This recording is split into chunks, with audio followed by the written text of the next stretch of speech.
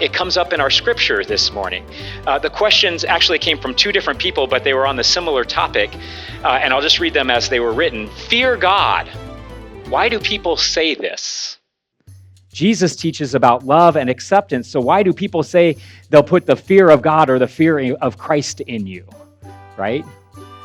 That is a really great question, and actually even comes up in our scripture later on, where Jesus says that there is a judge who doesn't fear God. And that phrase can sound strange. Is the God that we worship, the God that offers us grace and love, is that a God to be fearful of, scared of? Well, that meaning of fear God is different than what we may think of today. Some people think fearing God means being afraid. But in the Bible, the word means awe and respect, to give awe and respect. So people often hear that fear language because it's been passed down from old translations and cultural traditions that emphasized obedience through fear rather than love, right? So when people say they'll put the fear of God or fear of Christ in you, it's misrepresenting Jesus' message. Christ leads us through love, not fear.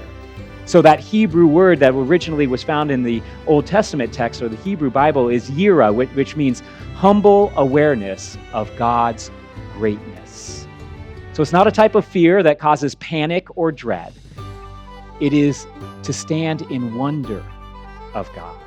The way we might feel like if we watch a sunrise or a sunset over the ocean, or when we hear children laughing, or seeing someone do something kind just because it's the right thing to do. We can stand in awe of that and celebrate that and be a part of God's goodness in that. That kind of awe opens our hearts rather than closes it in fear. It helps us trust that there's more going on than we see, that God is working for good, even when life feels unfair or scary. It's important that we hold on to that love, that goodness of God. That fear of God is to be in awe.